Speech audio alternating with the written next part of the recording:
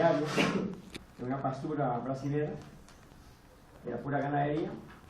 Entonces se retiró esa ganadería. Lo primero que hice fue pues, estudiar qué había ahí. Encontré algunos símbolos de leguminosas, porque regularmente yo estudio, yo compré, por ejemplo, esto es una hectárea, que la compré, y yo regularmente estudio los bordes. Por ejemplo, la gente, cuando yo a veces visito algunos cultivos y todo, la gente me dice, ven, entra al cultivo. Dentro del cultivo es donde menos información hay. Yo recibo la información en los bordes y en los vecinos. Y después que entro al cultivo, yo hablo primero con las plantas que están en las orillas, preguntándole a ellas por qué las expulsaron de adentro. Entonces me llevo la información de la orilla hacia adentro. El agente de la orilla que me informa cómo está dentro. Las plantas para mí son bioindicadoras, físicas, químicas y biológicas. Pero a partir de ahí, dentro, y comienzo a estudiar compactación, comienzo a estudiar profundidad de raíces, comienzo a estudiar plantas que están aquí, ¿por qué no están allá? Comienzo a estudiar densidad.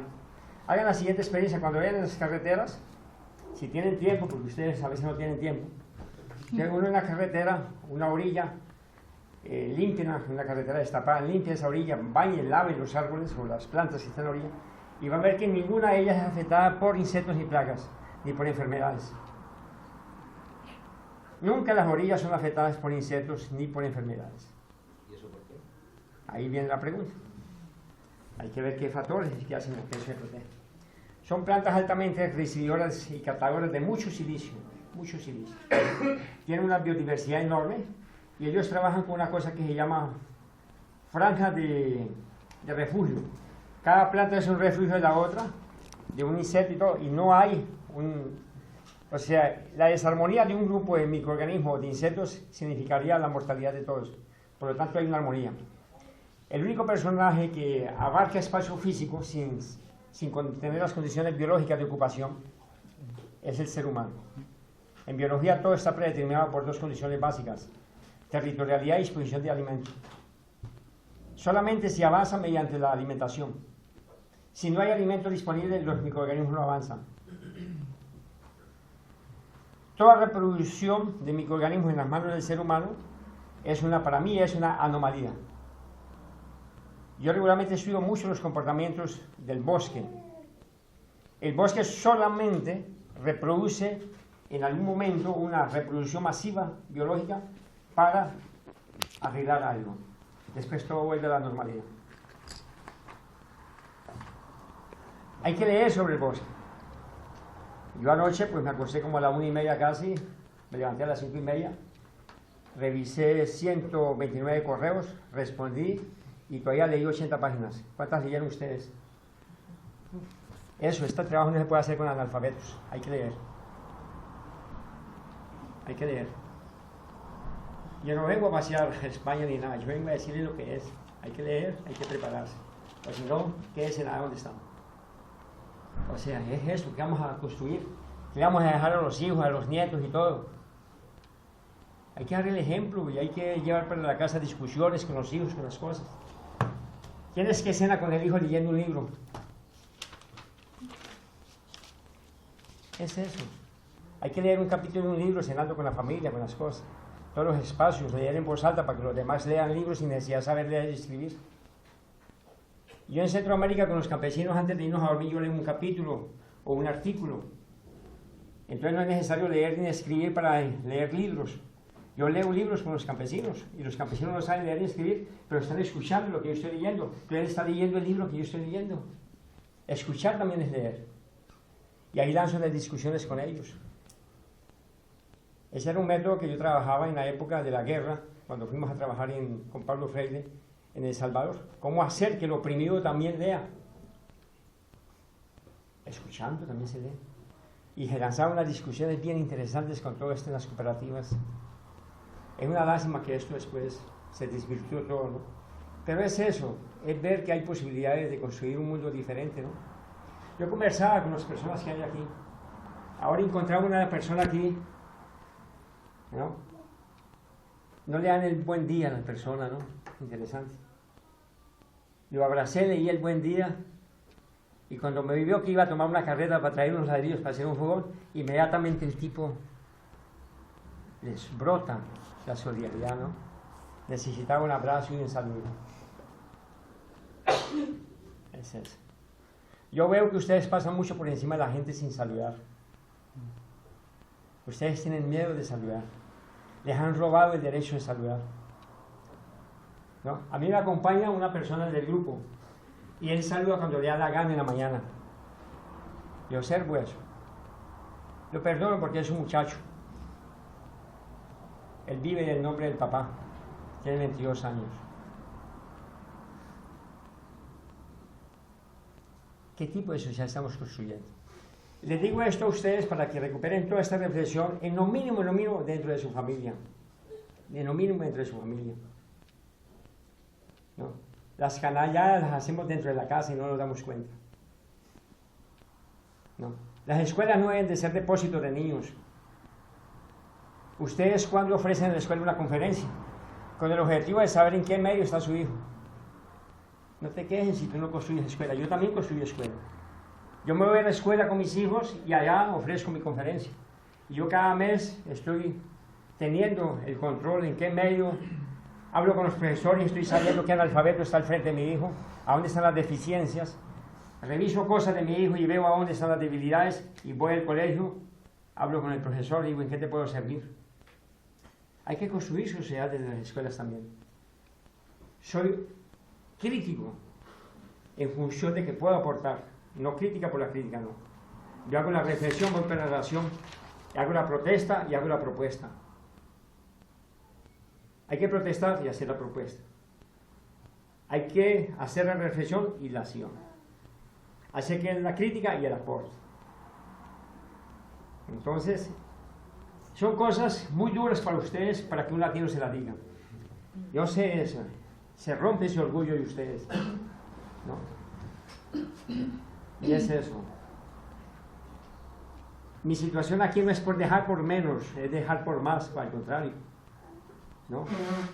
No nos podemos caer en ese letargo ahí esperando una solución que caiga del suelo, del cielo. Nosotros somos la solución. Cada uno tiene la solución. El cambio está en cada uno. Hay que despertarse. Hay que tomar acción. Hay que despertarse. Cada español tiene una cosa adentro, un nudo en la garganta. Hay que despertarlo. Y es eso lo que queremos motivar aquí. Esa es mi gran posibilidad de decirles a ustedes, despiértense, ¿no? Los aportes técnicos lo de menos, eso se encuentra por todos lados, hay libros. Los libros, todos mis libros son de derecho de piratería, yo tengo 15 libros escritos. Todos los libros los pueden bajar por internet, son de piratería, no tengo copyright, no utilizo eso. Mis dos últimos libros son los 2 libros más pirateados en América Latina. Hay ediciones que me doy cuenta. El libro de la luna ahora lo encontré en japonés. Influencia de la luna en la agricultura y el sol nocturno en los trópicos. Ya está en 5 idiomas. Es un libro que se hizo con 17 años de estudio. Y es interesante, ¿no? La gente me dice, y no vas a denunciar, no vas a perseguir, se están pirateando. Yo no. Yo no vivo de eso. Para mí los libros son creaciones colectivas. Y como creaciones colectivas que yo hago mis libros en la área de agricultura, yo no me voy a apropiar de lo que me es mío. Yo escribo sobre fórmulas, recetas de agricultura orgánica porque los campesinos me han aportado. Y yo no me puedo apropiar de eso. Sería injusto que tanto que me han enseñado los campesinos, yo transforme eso en una escrita privada. Mis libros son escritos por la experiencia campesina. Y en lo mínimo tengo que colocarlo nuevamente en sus manos. Por eso hay que utilizar el principio de dar, no para recibir. Ese concepto es empate, no me gusta empatar. Me gusta siempre aportar más. Hay que dar para retornar. Dar, recibir y retornar. El retorno es la nueva fuerza que se impulsa.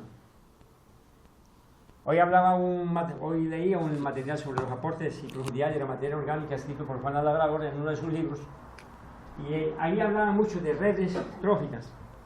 Todas las lecturas que nosotros escribimos y todo lo que escribimos sobre la vida, nosotros lo escribimos plano. Es bien interesante, ¿no? Los científicos escriben plano. Todo ello es plano. No tienen la dimensión del volumen de las cosas. Ellos hablan, por ejemplo, escasamente de redes tróficas. Yo no hablo de redes tróficas.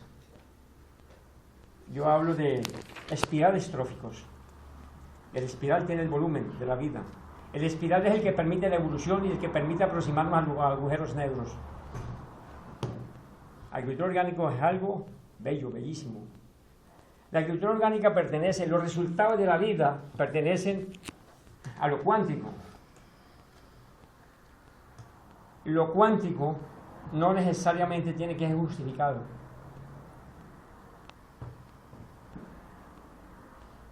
Ustedes colocan una semilla a germinar en un suelo solamente calcáreo, que ustedes llaman solamente cal. Sin embargo, nace un árbol, lo mandan a analizar y ahí hay otros elementos que no están en el suelo. La pregunta, ¿de dónde salieron esos elementos? ¿No? Con el sol, Hay que... No sé. Yo tengo la respuesta, no está bien. La vida es un milagro.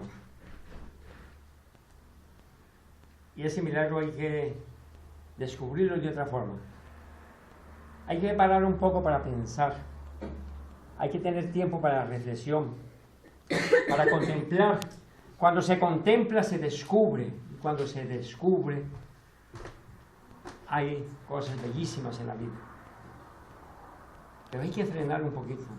Hay que frenar un poquito. Hay que contemplar un color, una equidistancia entre una flor y otra.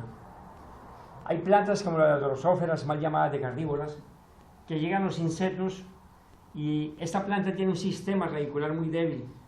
Su funcionalidad es enzimática para la nutrición. Entonces, esta planta segrega una serie de proteínas y enzimas altamente ricas en proteína, con olores característicos de putrefacina y cadaverina. Entonces, vienen principalmente en unas moscas, posan allí y ellas inmediatamente entran y es disuelta enzimáticamente, se cierra, disuelve los minerales que necesita y expulsa el resto. Esa dinámica es bella verla. ¿Por qué es bella verla? Porque esa planta también necesita de un polinizador. Y cuando llega el polinizador, se comunica con la planta y hacen un diálogo entre los dos. Y hay una endosimbiosis. Y esa endosimbiosis permite que los dos no se estropeen y convivan. El insecto poliniza la planta, abre y deja ir el insecto. La pregunta es sencilla. ¿Cuál es el mensaje que hay entre los dos? ¿Cuál es la química que hay entre los dos para que la planta no se equivoque? Porque si pelea ese polinizador, ella muere. Eso es lo fascinante de la vida. Es eso, hay que apasionarse por la vida. Apasionarse por la vida, como por ejemplo cuando una mujer está embarazada, y entender que el líquido amniótico es la misma densidad del mar, y que cuando se corta el cordón umbilical desaparece la densidad del mar del vientre de la mujer. ¿Qué pasa con ese milagro? ¿A dónde fue la densidad? Eso es bellísimo. Tan bello que cuando una mujer embarazada está, a la mujer embarazada regularmente le mandan reguladores de calcio, porque la mujer va a ceder calcio para el bebé. Y la mujer también come calcio a través de los alimentos. Y también tiene complementos de calcio que el médico le manda. Cuando yo sumo el calcio que he cedido en los huesos de la mujer, el calcio que ella tomó, de 1 gramo por día recomendado por el pediatra, y el calcio que le recomendó la alimentación, la dieta nutricional, todos los sumatorios de los calcios no pasan de una 8ª parte del calcio que el niño necesita al nacer. La pregunta es básica: ¿de dónde salió el calcio? Si el calcio no lo puedo fijar. Hagan una experiencia. Tomen 1 kilo de maíz y ese kilo de maíz, medio kilo lo mandan a analizar a las necrópolis de los laboratorios de suelos de las universidades, donde están esos fósiles llamados de profesores y de analistas de laboratorio, fósiles inmortales. deambulan, pero no son seres vivos. Los profesores trabajan en casas de incineración, así hacen los análisis de suelo. Y entonces analizan este maíz y te dan el resumen de lo que es ese maíz. El otro medio kilo de maíz, colócalo en un refrigerador. Y ojalá sea el refrigerador nuevo. A este maíz dale únicamente humedad. Para que no tenga interferencia de minerales, mójalo con agua destilada. Cierras el refrigerador. Coloca 4 tipos armados con fusiles para que nadie entre a sabotear el refrigerador. A los 15 días abres el refrigerador, manda a analizar el maíz. Encontrarás grandes sorpresas. La pregunta es tan sencilla: ¿qué se hicieron los minerales? Si los minerales no se evaporan y no pueden salir. Y habían 4 personas armadas 24 horas, a ver, ¿por dónde iba a salir el zinc, el magnesio, vaya para adentro? ¿Qué se hicieron los minerales? Les recomiendo leer un poco a Luis Quebran sobre transmutación mineral. Nosotros somos parte de una transmutación mineral, transmutaciones minerales. Luis.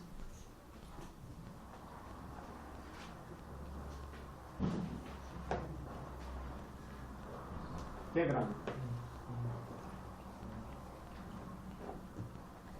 Hay que entender todo esto. Nosotros vamos a hacer un preparado ahora posiblemente de hueso. Cuando yo me quiebro, yo me divierto con los pediatras, con los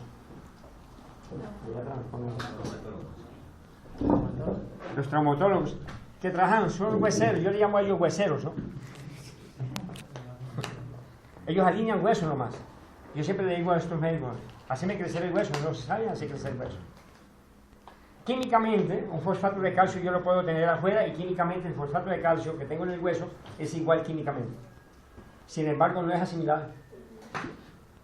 Física y químicamente es igual. Sin embargo, yo agarro fosfato de calcio de afuera y lo coloco y el cuerpo lo rechaza. Pero física y químicamente es igual. Por eso solamente se alinean los huesos y el resto crecen equidistantemente. Y es interesante, ¿no? Si yo me quiebro aquí y pierdo un pedazo de hueso, ¿por qué este pedazo de acá o este pedazo de acá no crece más rápido que el otro? ¿Por qué los dos se colocan de acuerdo? ¿Cómo los dos caminan paralelamente? ¿Quién regula eso?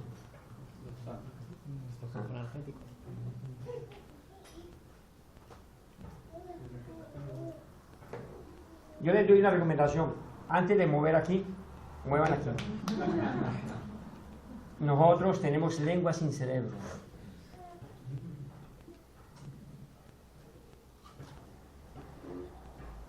Es necesario pensar muchas cosas. No se desesperen por mover la lengua. Nosotros, como jóvenes y como estudiantes, ingenieros si lo somos, sentimos la necesidad de hablar. Y eso fue lo que jodió el campesino. Hablaron para engañarlo. No hay desgracia en el campo que no haya pasado por las manos de los ingenieros agrónomos. Toda la desgracia del campo llegó en manos de la tecnología, con agrónomos, con engaños. Asaltaron la honestidad campesina. Lo asaltaron. Y ahora dicen, no, es que el campesino... Nuevamente, la culpa es del campesino. Nunca como ingenieros asumimos la culpa. La tecnología llegó con engaños al campo. Engañaron el campo, lo saquearon. Hay tanta cosa por aprender, leer.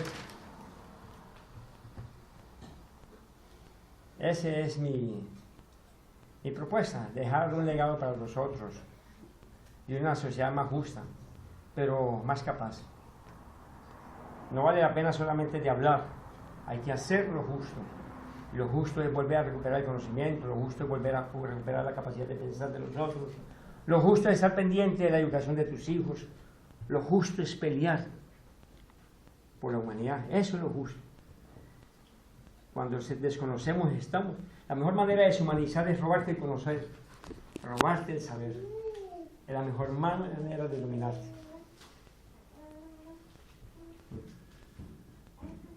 La vida es bella. Vale la pena. Animado en eso. El problema es el tiempo, ¿no? Que no existe. Yo me la puedo pasar 2 o 3 días hablando, que sería un placer intercambiar con ustedes. Pero lo que pasa es que estas frutas así, bueno, puede hacer que sirva de algo. Tengo el terreno. Este terreno lo tengo lleno de una grama. Y bueno, lo primero que hice fue establecer mis cercadías. Aquí ya había algo de cerca. Y eso estaba limpio. En este terreno aquí yo coloqué 1200 árboles. Yo tengo el criterio del bosque. Primero viene y se puebla y después el bosque comienza a hacer selección. ¿Observen eso? Lo primero que un suelo hace, lo primero es cubrirse. Eso es normal. El suelo no es bobo. La primera cosa que un suelo hace es arroparse. Después de arroparse, comienza a seleccionar. Y él mismo se tala, él mismo selecciona, él mismo hace todo. Cuanto más usted quiera pelear con una mal llamada maleza, es peor. Hay que entenderlo. Ella hace parte de ese suelo. El revestimiento del suelo es la fotografía de lo que es el suelo. Hay que estudiar el suelo abajo. Hay que estudiar el suelo. Para mí, el suelo muestra lo que él es. Fue en esa pastura, yo lo que hice fue inmediatamente, si yo la quiero sacar, yo no respeto. La primera cosa que hice fue un estímulo de nutrición de esa planta. Esa planta, esa braquiaria, una gramínea, le metía mucho, ahí se trabajó 60 años de potreros y 30 años de herbicidas. Entonces lo que yo tengo que hacer es cambiarme las condiciones nutricionales de esa planta. ¿Y cómo es esto? Es muy sencillo. Preparé aquel preparado que les dije ayer, 1000 litros de agua, 20 kilogramos de melaza y 2 kilogramos de levadura. Entonces la dejé nacer, ya saqué el ganado, ella creció más, unos 20 centímetros, y le apliqué este fumigante en la tarde. Al otro día en la mañana la corté y la dejé allí. Yo no recojo, yo no soy a favor de hacer aboneras. Hacer una abonera es negar procesos de descomposición.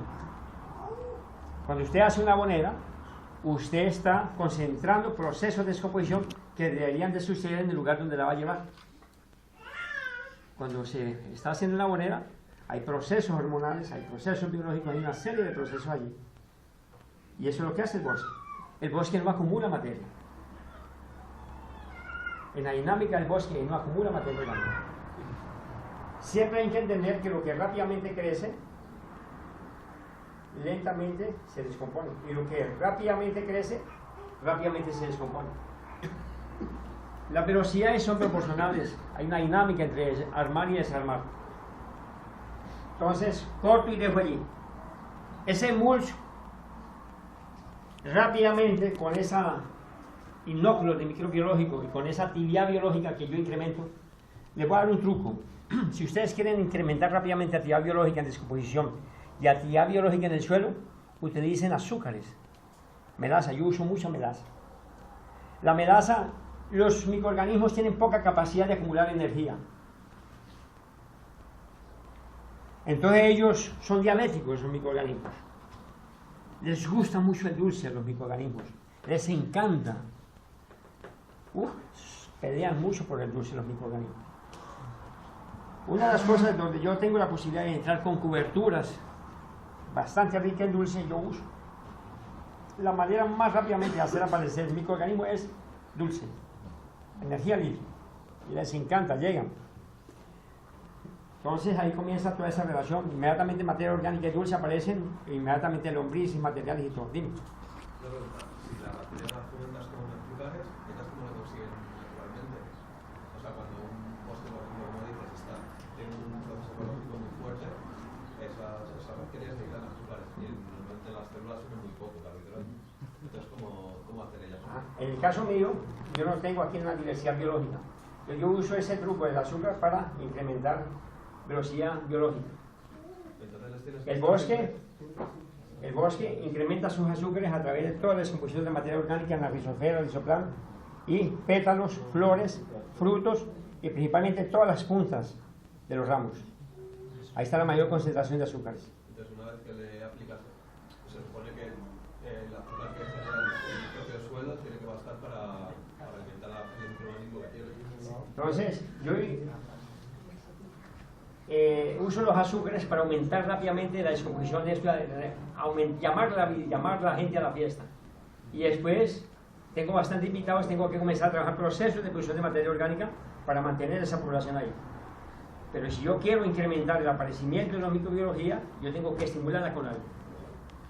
Invito a los comensales a que aceleren el proceso. Ahora, yo puedo comprar este terreno aquí, de una hectárea, cercarlo y irme 50 años. Y él hace eso solo. Cuando yo coloco azúcar, yo estoy inyectando energía libre. Y es una energía libre para acelerar el proceso. Entonces, mi función aquí es rehabilitar rápidamente ese suelo para ponerlo a producir. También lo puedo rehabilitar cercándolo bien y yéndome 200 años y él se rehabilita solo.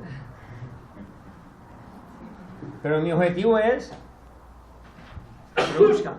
Yo tengo que acelerar el proceso. Y estos procesos los uso muy sencillos, ¿no? Con azúcares producidos cerca de los mismos terrenos, caña de azúcar que tenemos, la melaza, esos son suelos de producción de caña de azúcar, son de gramíneas, esa melaza es muy reconocida por el suelo. Entonces, estimulo un poco nuevamente la conquista del suelo por la biología. ¿Para qué? Para mantener esos niveles y comenzar a trabajar. Después comienzo, esto lo hice 3 veces. Automáticamente esto se va mejorando físicamente y después voy desocupando parte del terreno. Parte del terreno que desocupo, parte del terreno que inmediatamente ocupo. El material que desprendo de aquí lo coloco encima de este otro material aquí. Si aquí saco un metro cuadrado, este metro cuadrado en 4 pedazos de 50 por 50, lo coloco encima de este. Después otro cuadrado y lo coloco encima. Entonces hago las eras, mis montones de descomposición y hago bancales. O sea, el propio material orgánico que estoy sacando aquí la volteo y hago bancales. Y después encima de ese bancal coloco maíces, coloco cucurbitáceas que son altamente resistentes a sistemas metanogénicos. Utilizo otros tipos de plantas. Solanáceas son muy resistentes a sistemas de descomposición. Gramíneas son resistentes. Hay 3 familias que yo trabajo mucho en procesos de descomposición de materiales orgánicos. Hay 3 familias que yo utilizo mucho: gramíneas, solanáceas y cucurbitáceas. Son excelentes indicadoras cuando ya la materia orgánica está en un proceso para llevarla al suelo.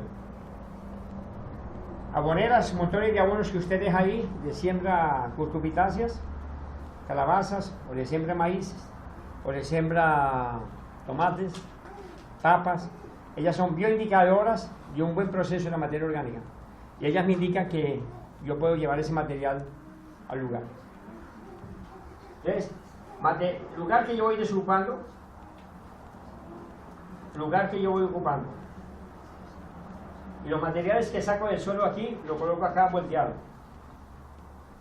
Y lo arranco totalmente el cepellón, 5 centímetros, con unas palas de corte que tengo, y lo coloco encima de él. Entonces lo que voy a enriquecer, volteado, para que ahogue la otra. O sea, la capa verde Volteada. volteada. Y encima la otra. Entonces ella me aporta, ella va a morir y va a matar la otra. Se van a cocinar las dos. Sí, sí, sí. Y después puedo hacer hasta medio metro de altura. Y eso queda excelente. Eso después lo fumigo con biofertilizantes. Coloco a germinar, coloco árboles a germinar ahí, semillas de frutas, todo. ¿Y la zona donde has quitado los... Ahí le trabajo con el abono orgánico bocachi. La rellenas con el bocachi? No, no la relleno, con los surcos. Hago los Sí, surcos haces los surcos, o mateado. echas el bocachi Bocachi. y sobre eso empiezas a trabajar. Entonces comienza a trabajar. Te queda Y alta densidad. Te queda la parte alta, el bancal elevado, y luego el otro bancal Lo trabajo. baja. El baja lo ayuda a descomponer con biofertilizantes. Y ahí encima coloco algunas otras semillas, y eso se cubre. Después ya cuando cosecho aquí, ya ese bancal está listo, y ahí comienzo a hacer ya mi nueva era. Y sobre ese ya lo tengo dominado y coloco los cultivos que yo quiero colocar. Y siempre hago rotación. Yo siempre hago rotación, como tengo en un clima tropical donde estoy, siempre hago rotación de raíces con granos, ¿no? O granos y leguminosas, siempre hago. El Bocassi lo entierra o lo hace en superficie. No, lo coloco en el surco y lo tapo. Siempre debe ir tapado en el surco. Bocassi, ¿qué cantidad utilizo? Por hectárea yo estoy utilizando 3,5 toneladas por hectárea para iniciar. 3,5 toneladas en hortalizas. Directamente direccional en el surco o en los hoyos. Ese es el Bocassi. A toda tierra no se echa. ¿Cómo? A toda tierra quiero No. decir, en superficie no, siempre va dirigida a donde va la tierra. Es igual que comer. Yo estoy con hambre, pues el bistec está allá. Pues. O que te sirvan una sopa al voleo en el mantel, ¿verdad? Yo pensaba Yo siempre concentradito. como activador biológico, o sea, le echa a la tierra, se la tiene que... Pues yo estoy interesado en que tengo que producir algo, ¿no? Es el platico aquí como japonés comiendo arroz. Siempre hay líquido a la tierra. Siempre allí. Ya después, porque son suelos que tengo que comenzarles a eso. Y después cambio los sitios. Yo comencé en este proceso. Hice inicialmente 15 toneladas de abono para esa hectárea. Con todo y ya con eso me bastó. Esas 15 toneladas las trabajé. Un suelo altamente. Y necesito sacar comida y producir, ¿no? ¿Y esa diferencia de bancal elevado y hundito cómo lo manejas? O sea, ¿haces las rotaciones entre No, este bancal está alto porque necesito colocar ese material en algún lugar. Claro, pero luego eso se va a... No, él mismo se degrada porque es mucha materia orgánica. ¿Ah? Porque a uno les vas aportando y el otro va bajando y al final se queda la temperatura más o menos. Sí, o sea, ese material para enriquecer este era totalmente material orgánico. Esto es todo el objetivo. Hago el bancal y después ese bancal desaparece, vestiendo. Después hago el trabajo y después todo se va nivelando. Yo es para no transportar materia orgánica por un lado, sino que es como voltear esta mesa aquí encima de esta. Y ya descubro aquí me cae el bancal. Y sobre este bancal planto otras cosas. Y todas las otras raíces me van descomponiendo esto. Aquí van haciendo. Ya cuando esto completa el ciclo en 90 días, ahí ya comienzo a trabajar este bancal. Y esto ya lo extiendo. Y ahí voy ocupando mi espacio. ¿Qué cantidad de líquido para descomponer de gas? No sé, o sea, yo regularmente por hectárea, como uso boquilla espaldera, regularmente son de 15 a 17 bombadas. Más o menos, en mi caso, gasto 350 litros por hectárea. Eso me da para 3,5 hectáreas más o menos. Eso depende del equipo de aplicación. Y el equipo de aplicación depende de presión, depende de volumen, depende de presión. ¿Y sirve para descomponer cualquier cosa? Por ejemplo, si fuera todo paja, si fuera todo un rastrojo de paja. Si fuera bastante paja y todo, incrementaría azúcares. Incrementaría más azúcares. O sea, o sea, hay que ver. Mire, yo les estoy dando ideas porque, pues, yo ahora comencé la recuperación de 1.600 hectáreas de caña de azúcar, de un terreno de caña de azúcar. Me llamó una señora y quiere rehabilitar en la agricultura orgánica 1.600 hectáreas de caña de azúcar. Acaba ahorita de parar su zafra, que le llaman allá, y me dice, me sobraron 7 millones de litros de melaza como subproducto del procesamiento de la caña de azúcar. ¿No? Batieron récord ahora, tiene una producción de 250.000 toneladas de azúcar. Quiere rehabilitar sus suelos. Me dice, Jairo, que no compensa vender la melaza, está muy barata. ¿Qué podemos hacer con ella? Te coloco a disposición 7 millones de litros de melaza.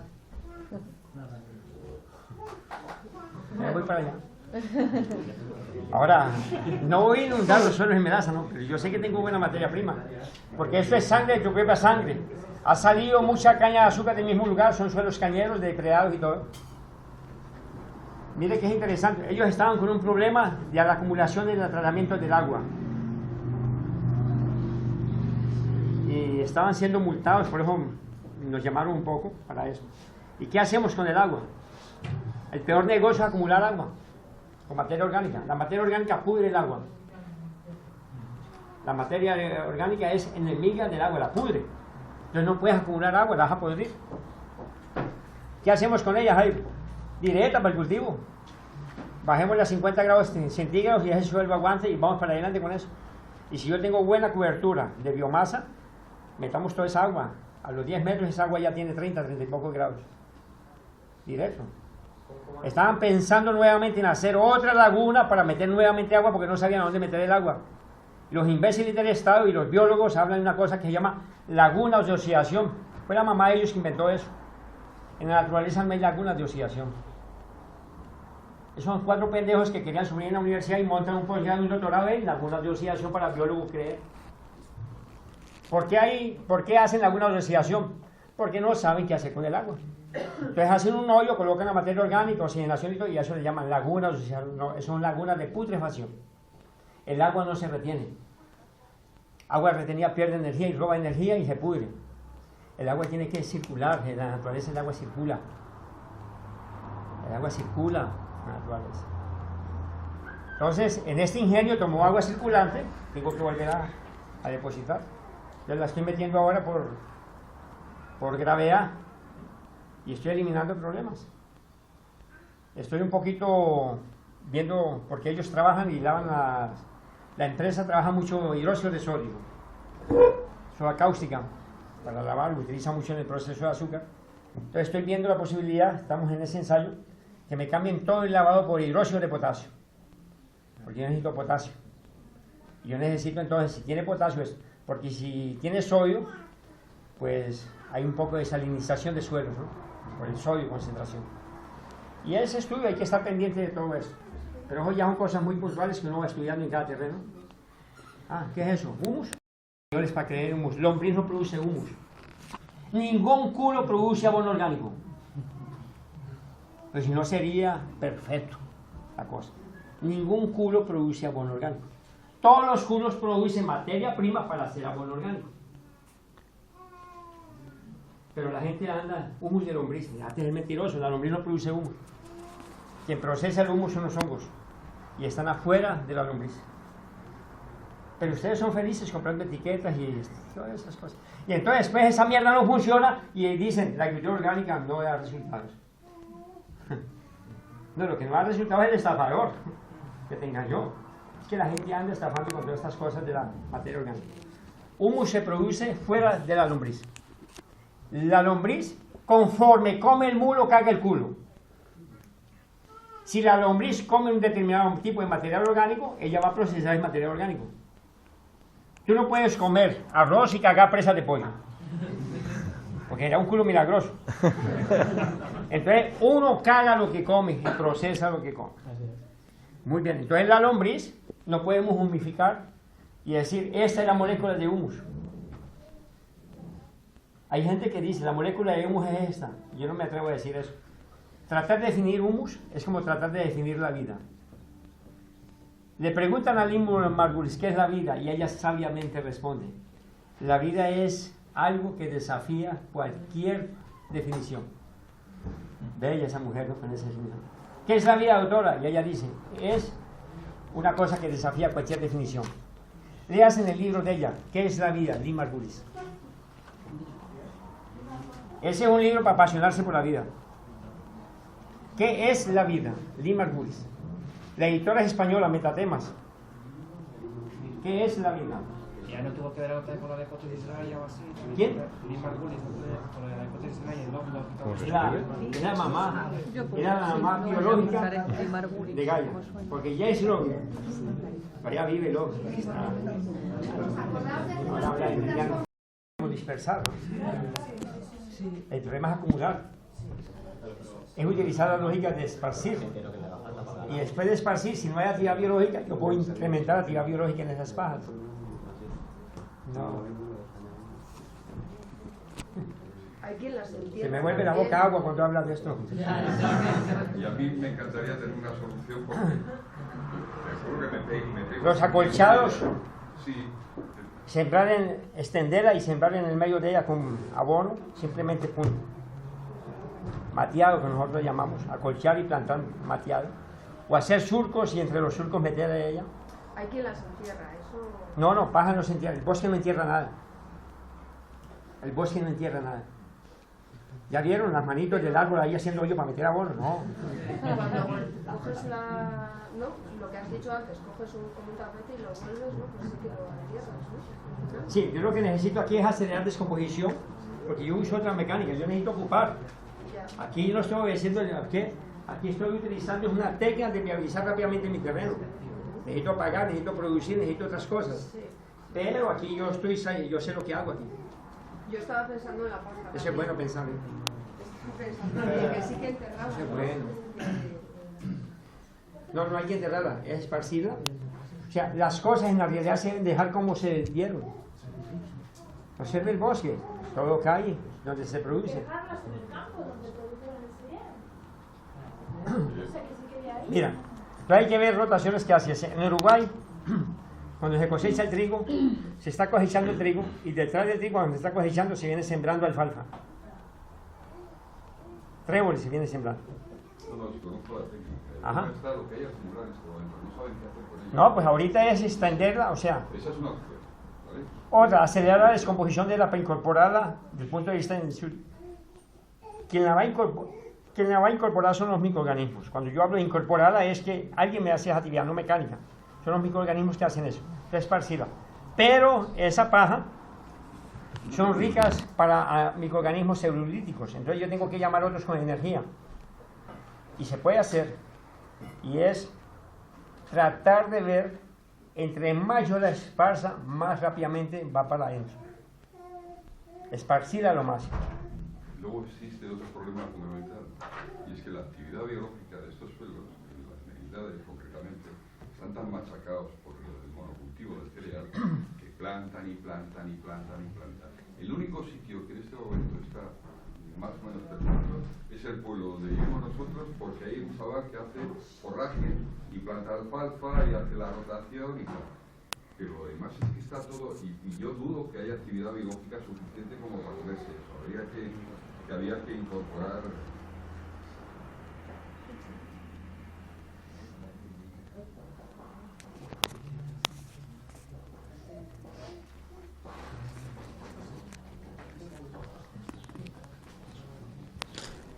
Mira, no se preocupen. No, el suelo tiene una información biológica. El suelo tiene inteligencia. La gente es que no sabe quién es el suelo. No, el suelo tiene una inteligencia arqueológica enorme en biología. Lean sobre estos libros, sobre arqueobacterias, sobre rodobacterias y bacterias fototróficas. Entendiendo esto, nosotros vamos a entender que el suelo lo único que necesita es que le den chance y le den comida. El resto él lo hace, él tiene sus herramientas escondidas. No, el suelo no es bobo, no es pendejo, tiene sus cartas en la mano. Hay mucha vida que está ahí latente. Mucha vida. Es que el otro Me día- acuerdo de Levi Strauss. Vale la pena leer a Levi Strauss, un estructuralista francés. Y un día yo leyendo a Levi Strauss, en una de sus frases me acuerdo tanto, y dice así: la especie humana no fue la última a aparecer, por lo tanto, no será la última al desaparecer. Qué bello, ¿no? Como quien dice, el planeta no necesita de ti. Tú te vas a joder. Yo no creo en el ser humano protegiendo una especie.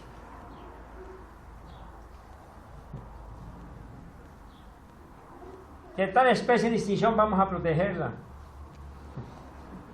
Eso es cosa de ambientalista y gente ahí loca. La mejor manera de proteger una especie es no joderla.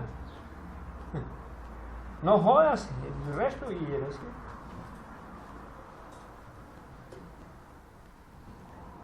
Alguien por... Ah, dime. Que comentaste ayer, creo que se descomponía en 4 meses la paja y aquí no se descompone en 4 meses. Ah, no. Supongo que es porque los suelos están No, muertos, mira. o lo entendí mal. Texto y contexto. Hablé eso hablando ahí en el Bocashi. Ya. Pues hablando ahí en el Ya, Bocashi. Ya, no, en la tierra desde luego no. Y luego lo tienes para el siguiente cultivo y pues molesta, digamos. No, entre materia comillas, orgánica. ¿no? No, Para el agricultor tradicional es un... pues se embozan los aperos. no, hay, mija, hay una cosa que se llama, hay una cosa que se llama labranza cero. Entonces hay aperos para hacer labranza cero y que no se ataran a los aperos. Hace 30 años las máquinas de labranza cero están en Brasil hace tiempo. Labranza cero, no se toca nada en suelo. Se va colocando la semilla encima, entonces los aperos son otros. El problema... Hay una cosa que en la agricultura En biología hay 3 cosas que se llaman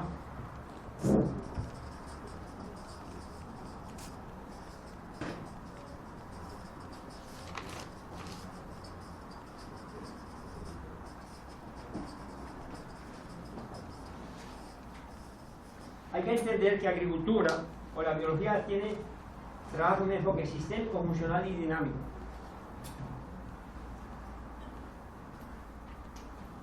Entonces hay que entender cada cosa.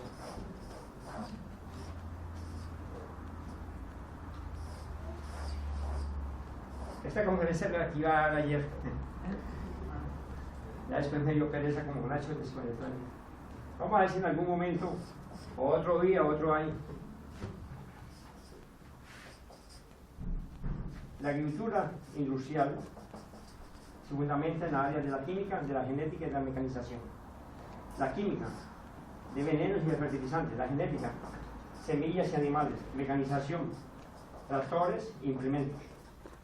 Esto está relacionado, ese es el estudio sistémico en función del estudio de la vida. La industria es industria, ¿eh? La industria conoce. No, la industria, esa gente es muy sagaz, por eso es industria. Ellas estudian todo lo de la vida. Si alguien sabe de agricultura orgánica, es la industria.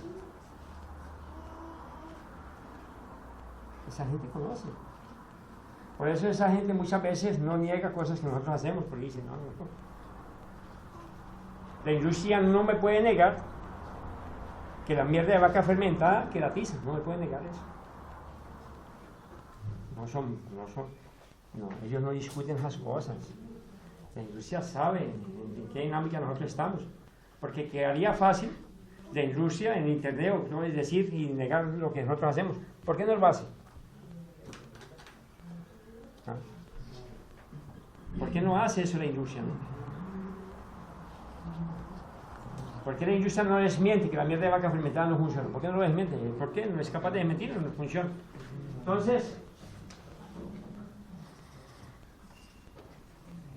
todo es sistémico, funcional y dinámico. Todo. Que esta gente usa la química de síntesis para hacer todo esto. Pero en la vida es todo. Entonces, ¿a dónde yo quiero llegar con esto? Cuando tú tienes, entonces tienes un tractor, cuando tienes un tractor y trabajas en agricultura orgánica, tú tienes que modificar también el tractor. Todo está sistémicamente montado en la agricultura. El tractor, por ejemplo, yo siempre le pregunto a un agrónomo, dime una cosa, ¿quién inventó los espacios dentro de los cultivos? ¿Quién fue el que dijo que era 1 metro entre línea de maíz y 5 matas por metro? 50.000 matas por hectárea. ¿Quién te dijo que, a dónde, en qué parte de España el maíz se reunió y llegaron a la conclusión que vamos a convivir en 50.000 matas por hectárea? ¿Quién fue el que dijo que eran 50.000 matas? La física del tractor. El tractor fue el que determinó la distancia en los cultivos. El tractor adelante tiene un eje. Ese eje tiene agujeros para abrir más o reducir las distancias. Esas distancias, entre más abro las patas del tractor o la llanta del tractor adelante, menos fuerza de anclaje tiene, lógico. Si yo abro más el tractor y cuando hago fuerza se me parte el tractor. Entonces, esto está tan bien calculado, fuerza al tractor, que ellos determinaron que lo máximo que podían abrir el tractor sin riesgo eran 6 agujeros. Y entre estos agujeros los calcularon, y estos agujeros son los que marcan los surcos de los idiotas de los agrónomos que hablan de la agricultura. Todos los espacios los determinó John Deere, Balmer, Massey Ferguson. Entonces yo siempre cuando un agrónomo me habla, digo, ¿idioma John Deere o qué idioma? ¿Vamos a hablar de espacios John Deere o de quién? Los espacios en la agricultura lo inventó la mecanización. Ellos tienen toda una lógica. Hay que entender esa lógica industrial. ¿Por qué? Porque si yo abro mucho el tractor se me parte. Y un tipo que venda tractores no va a querer que ande en la boca de los productores. Mira, ese tractor es malo, se parte.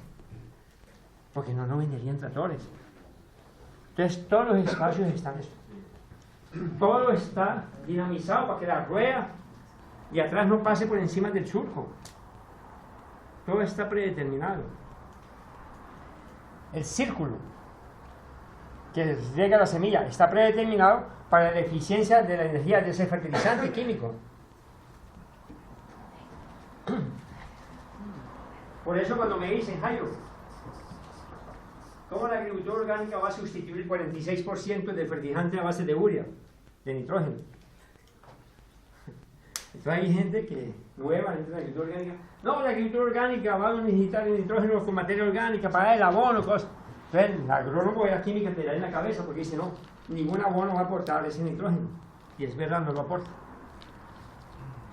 Y entonces él se te ríe. Entonces la agricultura orgánica no es capaz de tener el 46% del fertilizante que nosotros tenemos.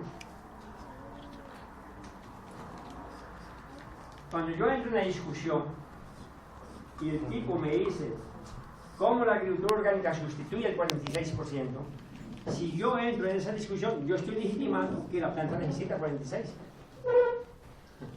Él me está llevando a confirmar lo que es. Porque cuando él me dice cómo la agricultura orgánica sustituye el 46%, él me quiere hacer entender a mí que la planta necesita 46 y ninguna planta necesita 46. Entonces yo lo que le pregunto al agrónomo, le digo así, decime una cosa, antes de responderte, ¿de dónde salió el 46? ¿De dónde salió? ¿A dónde se reunieron las plantas que dijeron que necesitaban 46? Todos los números de las formulaciones químicas son originadas de la materia prima que los origina. Todos ellos son múltiplos, todos.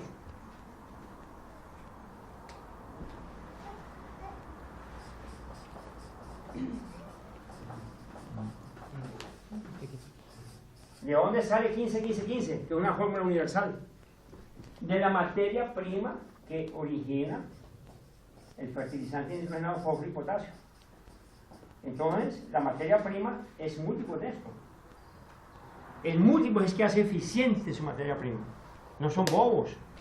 Todos son múltiplos. Venden la materia prima y la dividen en múltiplos.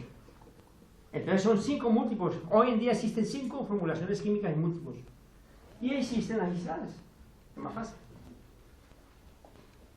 Pero en la combinación de nitrógeno, fósforo y potasio existen 5 combinados únicamente. ¿Por qué? Porque la industria, la eficiencia de esa mezcla son así para el capital. Entonces hay que adaptar los agrónomos adaptan la planta. Y a tantos metros hay que colocar. Entonces todo programado. Y el tractor te coloca viene la distancia, viene la semilla, viene todo empacado. La semilla es una semilla que genéticamente responde a esa distancia, responde a todo eso. ¿Qué quiero decir con eso? Cuando nosotros en la agricultura orgánica movemos un elemento, los demás se mueven. Su función cambia y su dinámica cambia. Igual que uno, si yo tomo bastante agua ahora, mi dinámica de los riñones cambia. Mi funcionalidad cambia, mis ritmos cambian, mi enfoque sistémico cambia. Si yo hidrato el riñón, el resto también se hidrata. Entonces, es sistémico, dinámico y funcional. Ninguno de ustedes se puede quitar la vejiga hoy de noche para dormir. Tomaste 10 cervezas. Ay, esta noche esa vejiga me va a molestar. La vejiga ahí. Ya vengo, vamos a dormir, mañana hablamos. Usted no puede colocar la vejiga colgada ahí para ir a dormir. Entonces somos sistemas, con lo que pasa al riñón, lo que le pasa a la vejiga le pasa al resto. Esto es otra charla, los enfoques sistémicos, funcionales y dinámicos de los elementos de la agricultura orgánica. La primera cosa que yo siempre le advierto a la gente, y en el caso de esa página, la primera cosa es que una vez yo cubra el suelo y tenga materia orgánica, inmediatamente cuidado. Debe de cambiar y estar atento a humedad. Se debe cambiar inmediatamente el régimen hídrico. Inmediatamente. El pecado más grande de la gente es que comienza a trabajar materia orgánica y no cambian el régimen de irrigación, de riego, y comienza a producir otros problemas. Otros problemas. Materia orgánica retiene humedad y la materia orgánica no tiene capilaridad. Materia orgánica no es igual que abono verde. Toda planta verde tiene capilaridad, materia orgánica no tiene capilaridad. Entonces hay que comenzar a entender todas estas cosas. ¿Prendiste el fuego, Jesús? Está en marcha el asunto.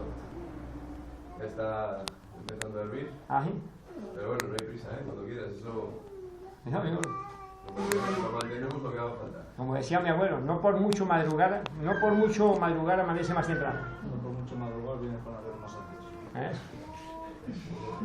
Pero a veces sí, si hablas con él, sí. Hay que jugar a arropar el suelo. Entre más cobija tenga el suelo y más lo arrope, menos dejo de evaporar el agua. Porque con la materia orgánica se forman microaguaceros. Yo tengo una medida bien interesante. Yo voy en mi terreno y voy a 4:30, 5 de la mañana. Entonces, a las 8 que tengo un trabajador que me ayuda ahí, y me dice, Jairo, vamos a mojar. Y digo, no mojemos hoy. Está seco. Y digo, sí, para ti.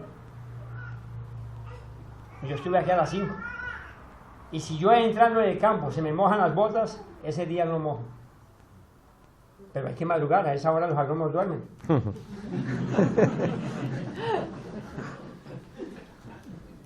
¿Estás convencido de dejar la viña con cubierta vegetal? No te estoy convenciendo, te estoy seduciendo. Ya me has seducido. Convencer es vencer con fuerza. No me gusta convencer, me gusta seducir mejor. Y en la seducción tú eres el responsable de tus cosas. Porque si yo te convencí, no, él me forzó, él me estrujó, me violó. No. Pero te voy a dar una... ¿Cómo es que es tu nombre? Carmelo. Te voy a dar una idea. Despacio. No lo hagas en todo. Hace un ensayo pequeño. No lo hagas en todo. Esto es como aprender a manejar bicicleta. La primera montadita, pero no te emociones porque te puedes reventar. Eso es un proceso. Y el proceso es muy bueno, porque en el proceso se aprende. Si lo haces en todo, es mejor no. Es mejor no. Hacer en un pedacito. Y ahí vas a tener chance de comparar. Y vas a aumentar. No hay prisa. Yo siempre digo a la gente, no hay prisa. Si hace el amargo. No debemos de tener prisa, pero no perdamos el tiempo. Entonces es eso, haciendo un pedacito y observando. Ojalá tengas varias comparaciones en un pedacito, otro materia orgánica, y lo haciendo. Vamos a ver si tenemos tiempo de dar la teoría de la trofobiosis, y ahí vas a entender cómo funciona tu viña nutricionalmente. Yo soy a favor. En la agricultura química nos enseñaron la competencia y nos enseñaron que para eliminar la competencia hay que matar. Yo puedo eliminar la competencia complementando. Carmelo tiene hambre y yo tengo hambre. Aquí hay un bistec. Carmelo. Vamos a competir, ¿no? Está pequeñito. Muy bien. Tengo dos posibilidades. Llega primero que Carmelo. Tengo otra posibilidad, matar a Carmelo. Y me quedo con mi bistec. Tengo otra posibilidad, compartamos. Entonces vamos a quedar con media hambre los dos. Eso sucede también en las plantas. Hay otra posibilidad, Carmelo, que no nos han planteado. ¿Por qué no discutimos la posibilidad de que aparezca más carne? Y metamos más carne en el plato. Y si hay más carne en el plato, y si hay suficiente, no vamos a competir. Entonces eliminamos la competencia por abundancia y oferta de alimentos. Nunca nos dijeron a nosotros que la competencia la puede eliminar por abundancia. ¿Por qué? Porque cada organismo tiene su carga de consumo. Carmelo no tiene hambre infinita de carne. Si yo coloco 50 bistecs, yo me puedo sentar aquí tranquilo. Carmelo, adelante, aquí te espero. Él no se va a comer los 50 bistecs. Él se va a comer los que pueda. Porque si él come más de lo necesario, él va a pasar mal. La cagadera, el vómito y todo eso le va a ir mal. Él va a comer y me va a dejar. Yo ahora sí me aproximo a comer lo mismo. Y vamos a convivir. Resulta que en plantas es bien fantástico. Carmelo es la planta principal, comió su bistec. Yo no soy la planta principal, pero también comí bistec. Entonces lo que yo vendo es la planta de Carmelo para el comercio. Mi planta no la vendo. Esta planta, cuando yo la tallo, yo retribuyo nuevamente los elementos que me convienen en mi planta. Yo hago ahora una ley de complementación y restitución de insumos. He utilizado otra lógica. ¿Por qué? Porque la maleza yo no la cosecho para vender. La maleza está allí. Entonces la maleza ahora la tengo como una reserva, una alcancía para el nuevo cultivo de Carmelo. Y voy utilizando esto, se llama la ley de la complementación nutricional. Nunca nos enseñaron eso. Y yo la complementación nutricional la puedo hacer con biofertilizantes, foliares, con materia orgánica del suelo. O sea, yo tengo que tener siempre bodega. Así hace el bosque. Entonces, tu uva yo la puedo tener de que lo que tienes abajo sea diferente. Por ejemplo, para que una planta, para que exista una competencia, debemos de tener condiciones iguales. Imaginen, yo tengo 120 años y tú tienes 90, pues ya no hay condiciones iguales, ¿verdad?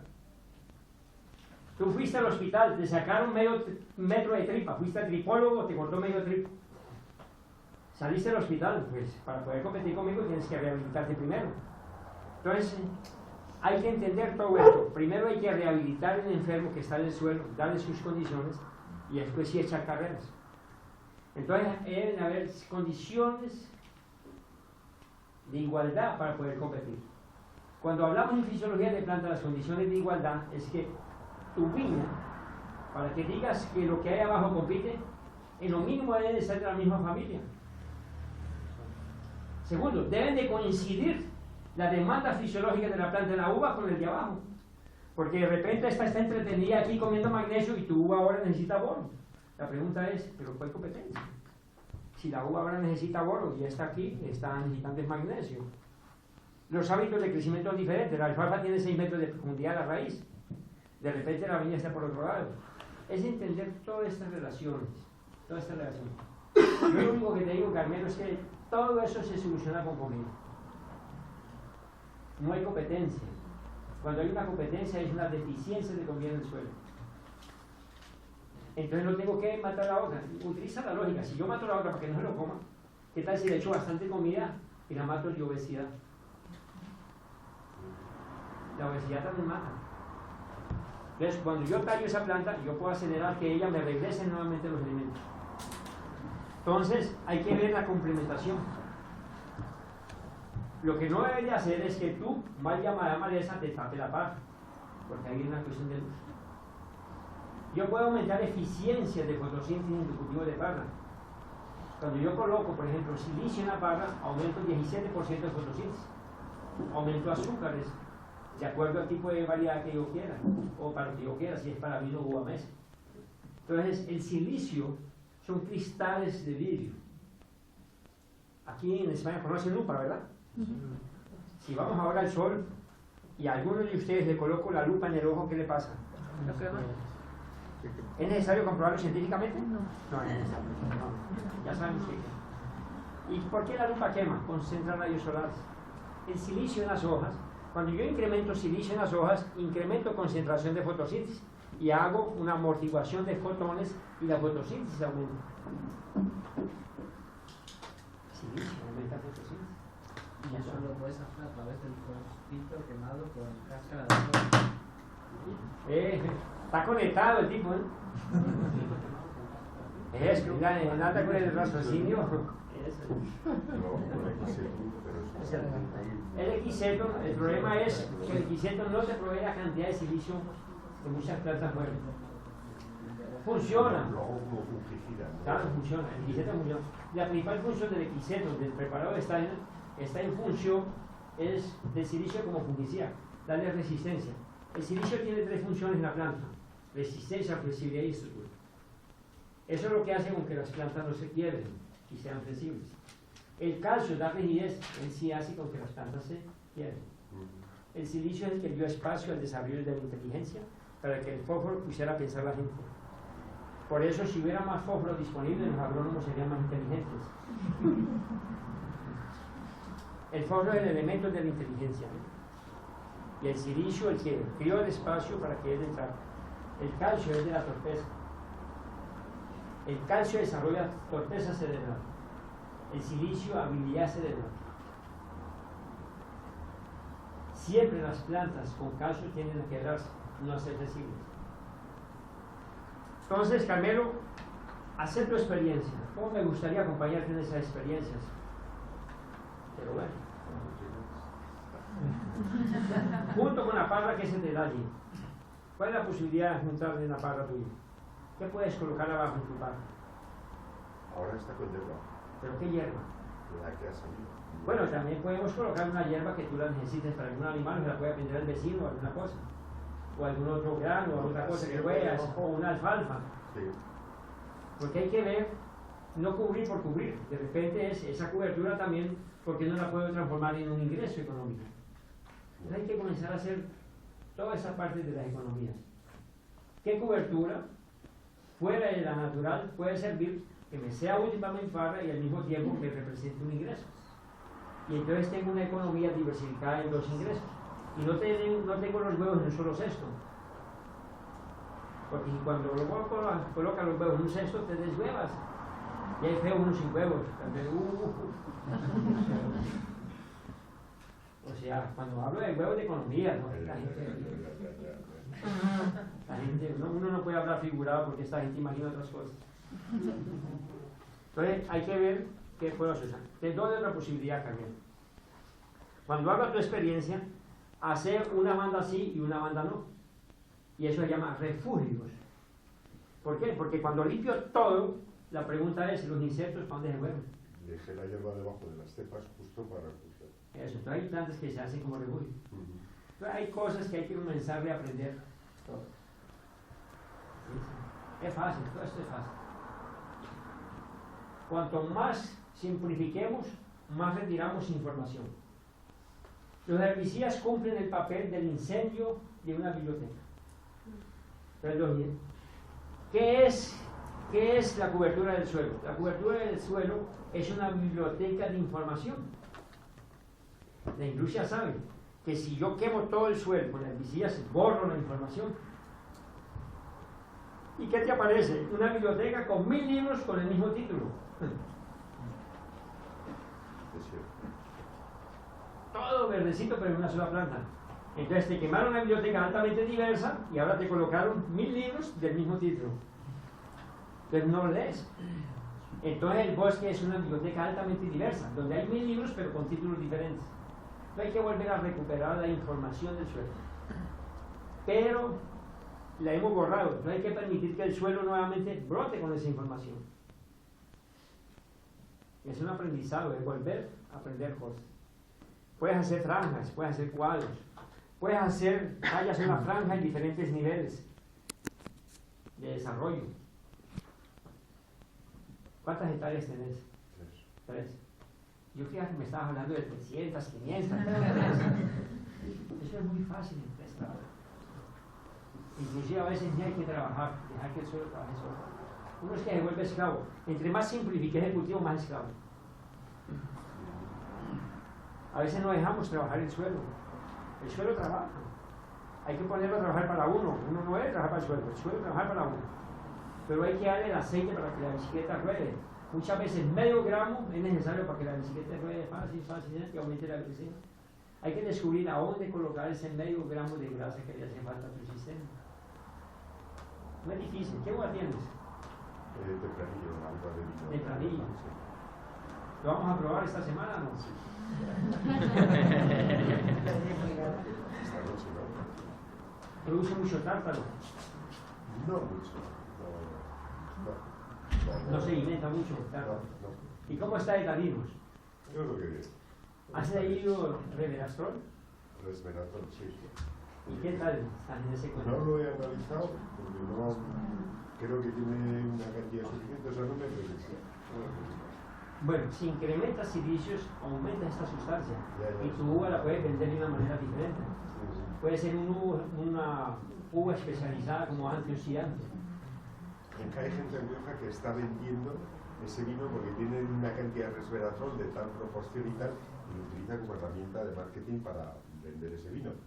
Y si le mete harina de roca rico en basalto, aumenta el nivel. Ajá. Después de antioxidantes aumentan. Un truco para que aumente antioxidantes en la parra, sí. Ah, sí. Sí, pero hay un problema con los suelos de ustedes. El 5 de ese pH que ustedes tienen no se mueve, pero lo vamos a quilatizar. Entonces, en Lo el tambo, metemos ahí. en el biofertilizante se coloca 1 kilogramo de sulfato de zinc. Entonces vas a tener un biofertilizante rico en zinc. Antes de colocar el zinc allí, el zinc tiene una reacción exotérmica y química que no es buena ficharlo de una vez. Entonces lo disuelves el zinc en un poquito de agua tibia. Para que haga la reacción de Fuera. ahí. Y después si lo vacías. Y así un tambo, solamente con zinc. Mira qué interesante. Vas a necesitar boro también. Entonces, en uva, el boro es responsable del traslocamiento de azúcares. Boro. El zinc, ¿cómo lo consigo? ¿En forma de Sulfato de zinc. Sulfato de zinc. Puede ser óxido de zinc. Estoy transformando todo esto en una cosita particular. No, pero están escuchando. Yo sé que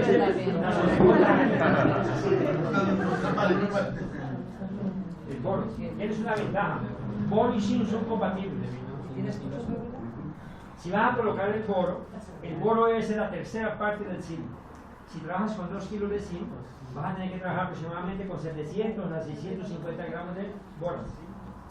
Yo lo haría, te recomiendo, lo haría separado. El zinc en un recipiente y el boro en otro recipiente. Y ahí te evitas ese problema de la compatibilidad, de la proporcionalidad. Y después luego lo puedes mezclar cuando lo necesites. Yo regularmente que la fijo cada elemento separado. ¿Para qué? Ahí tengo que entender el zinc. ¿Qué te va a hacer el zinc allí en la uva? Te va a aumentar antioxidantes y principalmente es de expansión celular. Después vas a necesitar de socio del zinc también es el potasio. Entonces el potasio va a tener justamente para llenarlo, para que engruese. Dime. No, nada, que estaba pensando que el zinc me hace, digamos, me crea la estructura que va a llenar el potasio. Ajá. Qué interesante, hablas con un agrónomo y no te explica todo esto. El zinc abre el cilindro, el potasio llena ese cilindro con los sólidos. Y necesitamos aumentar entonces la relación de fotosíntesis. Porque si expando células necesito captar energía. Y van 2 socios, magnesio y hierro. El hierro es la sexta parte del magnesio. Entonces ahí colocas a quilatizar 1800 gramos de magnesio y 300 gramos de sulfato de hierro. Esos dos pueden ir juntos. Y estos biofertilizantes se aplican al 5 al 7%. Y cuando estás hablando de quilatizar cada mineral, es hacer un biofertilizante con aporte de la roca de ese mineral separado. O comprar los sulfatos en forma de óxido, pero hacerlo separado. Porque ahí tienes la posibilidad de aplicarlo separado de acuerdo a las exigencias de la planta y el momento fisiológico de la planta.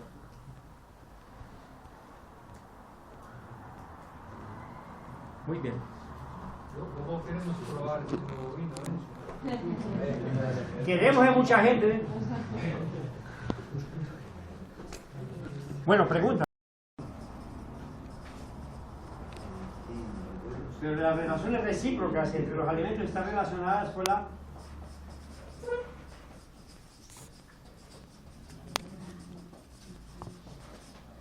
la proporcionalidad de los mismos. Yo hubo una época que me volví fanático de estudiar relaciones recíprocas entre los elementos y eso yo navegaba en eso. Y después, cuando me metí en la parte de las proporciones, desistí de estudiar esa pendejada. ¿Y qué hice? La biología me hace todo eso. Pero es bello estudiar eso. Los elementos son recíprocos, así como te hacía la relación de hierro y magnesio. Pero son relaciones recíprocas por fotosíntesis. Pero existe otra relación de hierro recíproca también con el calcio. Pero resulta que cuando el hierro supera la sexta parte de magnesio, estas relaciones se cortan. Y al cortarse, el calcio no entra a funcionar. Y para que el calcio funcione, es necesario molibdeno. Para que el molibdeno funcione, es necesario el cobre. Para que el cobre funcione, es necesario el boro. Y así, pues, esto se vuelve una cosa importante. O sea, en la teoría, Pues conozco muchas cosas, pero en la práctica es difícil. ¿Por qué? Porque va a depender cómo está también presentes estos elementos también en el suelo. Y después, el suelo cambia centímetro a centímetro. Después la cobertura también tiene otros elementos. Entonces eso es un desespero. La miel de vaca no la puedo padronizar. Una miel de vaca puede tener más elementos que otra. Entonces, y esto es altamente delicado.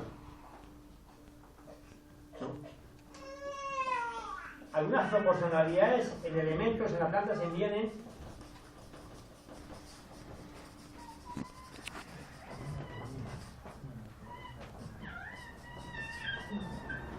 en fenogramas, 1 por 10 a la 15.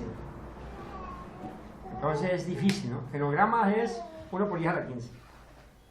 Prácticamente el elemento está ahí, pero usted no lo detecta. Entonces hay relaciones de cantidades que lo que gobierna es la presencia en trazos. Y esa presencia en trazos es lo que hace con que las cosas funcionen. Por ejemplo, yo utilizo mucho en biofertilizantes yoduro de potasio. ¿Saben cuánto uso? Uso 15 gotas de yoduro de potasio por hectárea por año. Entonces los del Ministerio de Agricultura en el cual me decían, ¡y eso es tan poca cosa! Yo, sí, poca cosa. Y entonces, en esa época yo tenía un alfiler aquí. Y decía, ¿conoces un alfiler? Sí. Yo el alfiler lo coloco aquí en este callo y no me hace nada. Ahora la puntica del alfiler te rayo el ojo, te hace callo. Entonces, lo importante no es el tamaño, es la presencia de él. Y la presencia en el momento preciso. Es un activador enzimático el yodo en muchos cultivos, principalmente en solanáceas. ¿Por qué entonces no se vende en el mercado? Es que nadie se hace rico vendiendo 6 gotas por hectárea por año. ¿Cómo llegaste a esta cantidad? ¿Ah? ¿Cómo llegaste a esta cantidad? En enzimología. Pero vas a estudiar enzimas en la agricultura y no encuentras ni un libro. Entonces, ¿cómo se hace? Compren el libro de enzimología humana en medicina. Gracias. Este es el planillo. Baja un poco, pero puedes.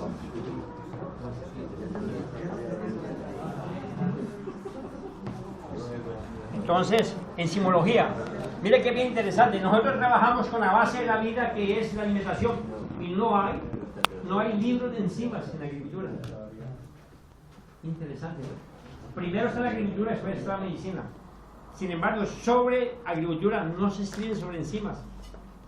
Porque si tú pasas a entender enzimas, comienzas a entender una cosa en nutrición que se llama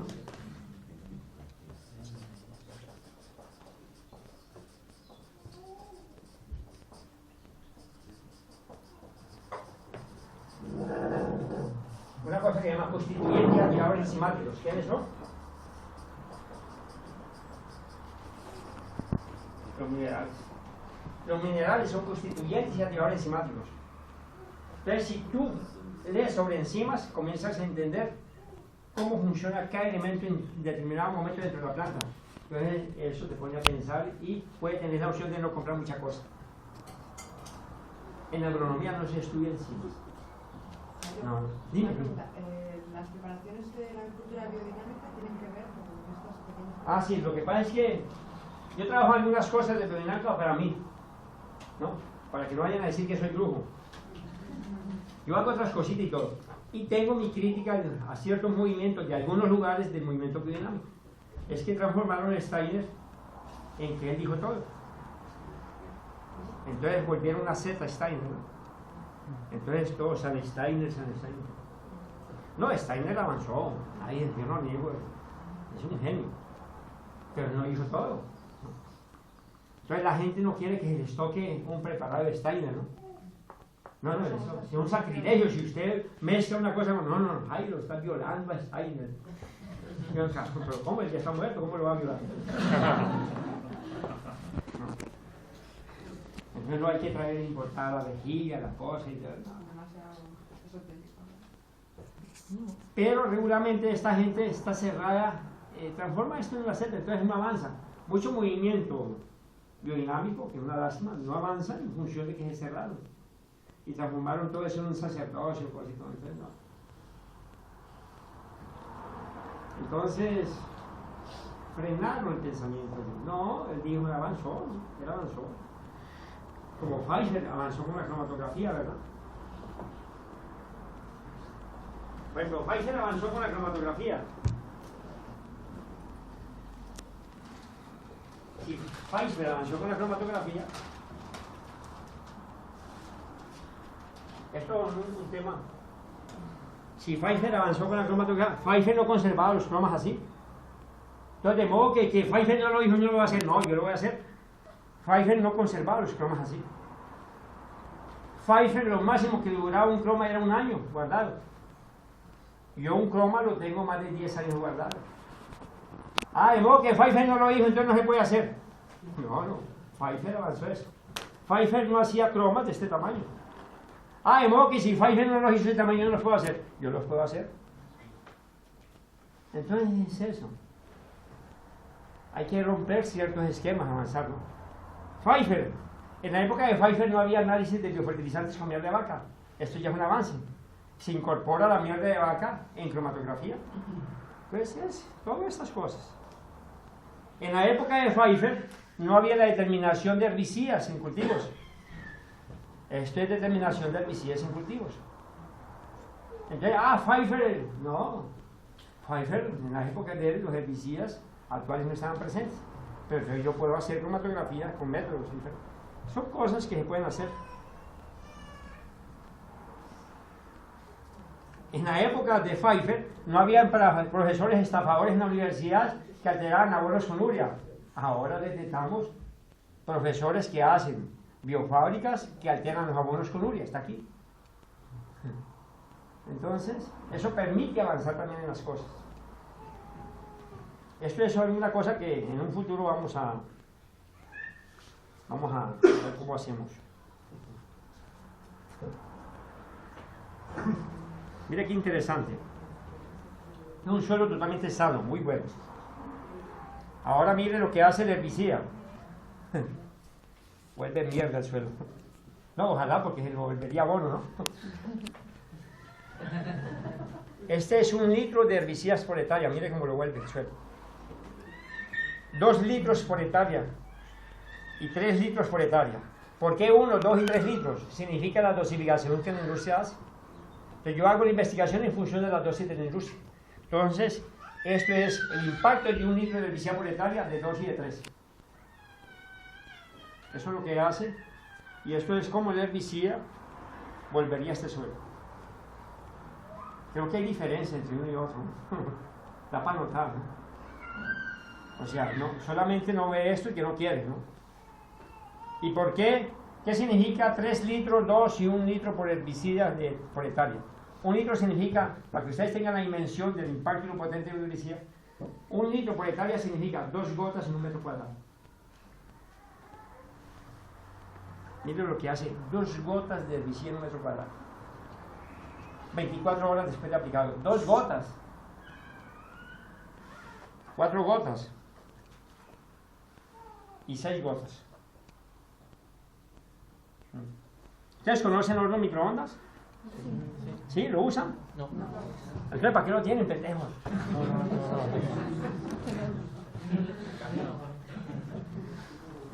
No, ahora todos, no, todos son unos.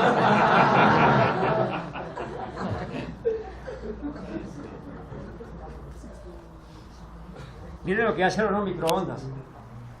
Este es un tomate totalmente orgánico, sin horno microondas. 1 minuto de ese tomate en mi horno microondas en una comida, miren cómo se vuelve. ¿Por qué? Porque ahí hay velocidad molecular. Un horno microondas funciona con velocidad molecular. Entonces, no es calor, es velocidad molecular. En esa velocidad molecular desarreglas todo. Y los elementos, por ejemplo, desaparecen totalmente los carotenos, provitaminas, desaparece todo. Entonces estás comiendo el tomate pintado, pero no caroteno. Vitamina A no está más presente, se eliminó. No tenés armonía.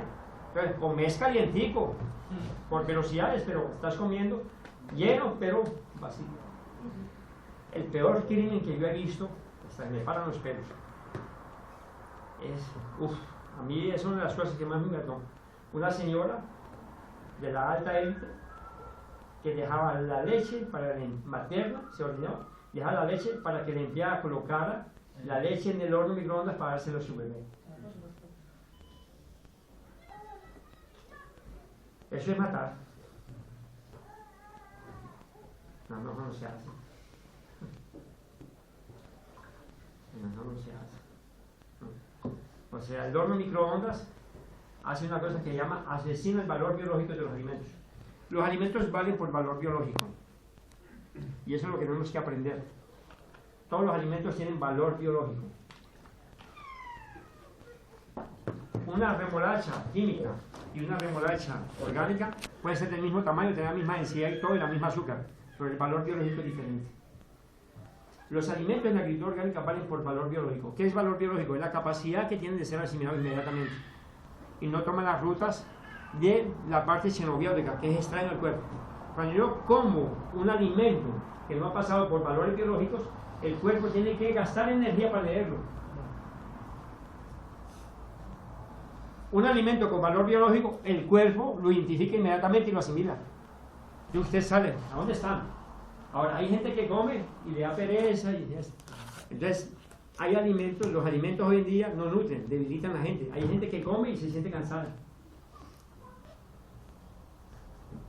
Al contrario, si usted tiene un carro y le echa gasolina, tiene que andar, ¿no? Imagine, ¿no? Que se paró el carro, le falta gasolina, y usted le eche gasolina y el carro le diga, quiero hacer la siesta. No, quiero hacer siesta. Es raro, ¿no? Que usted le eche gasolina al carro y quede parado. Bueno, así somos nosotros. Nosotros gastamos energía biológica. Nuestra energía que gastamos no es de síntesis, es una energía biológica.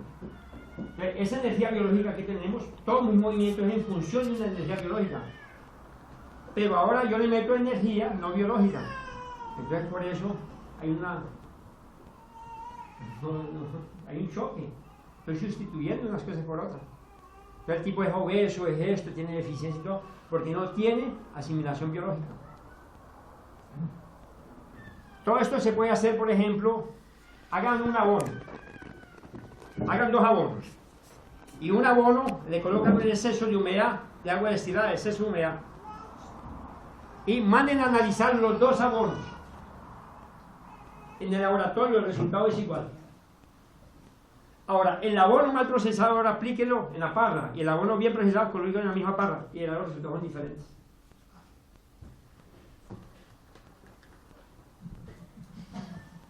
Estoy comunicando con ella. Perdón. Ah, están hablando en braille.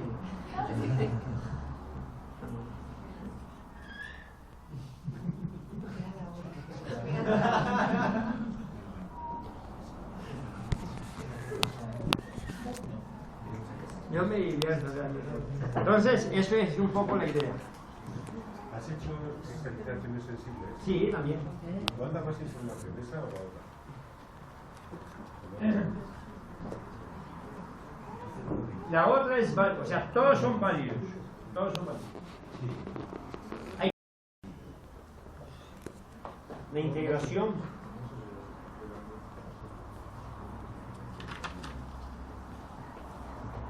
La integración de la vida. ¿Sí?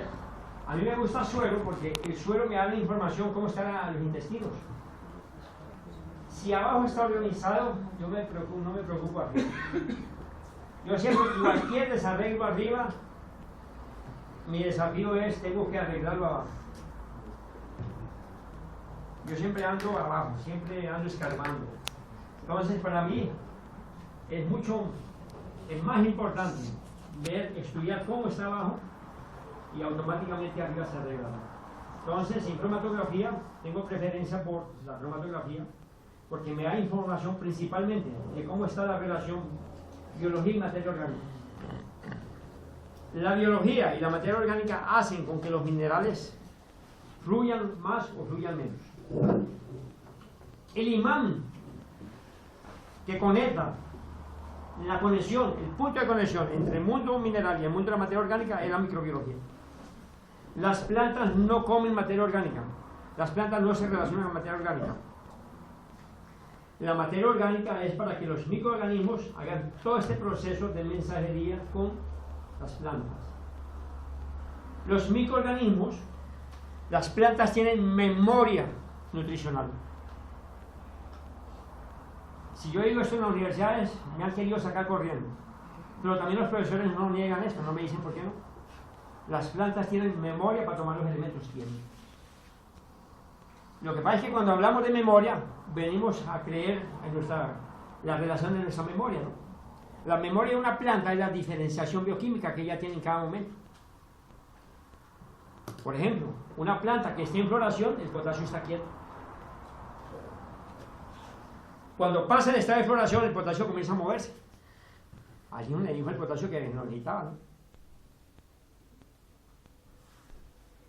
Pasó todo prefloración y floración, el boro está abajo. Entonces, la información de los órganos reproductivos en información le dicen al boro, te necesito, ven, ven. Es una memoria. Es las relaciones bioquímicas en el metabolismo de la planta que le dicen al elemento, te necesito. Tú ya cumpliste tu papel, va para allá.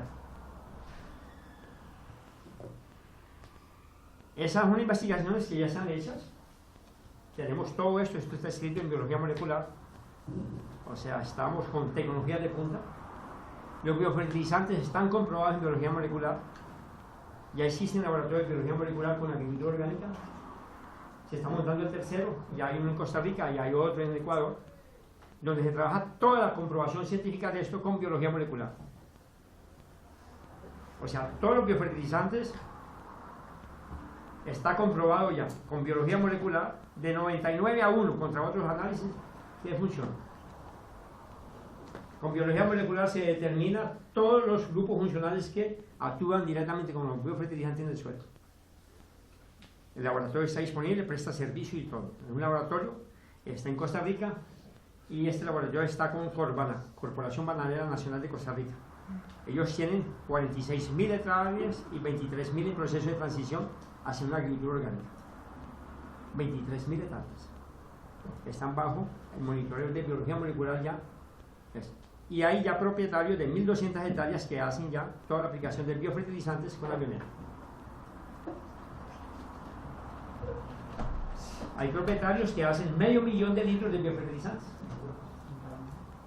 En Ecuador, Jorge en Canadá hace 500.000 de biofertilizantes cada mes para su bananera.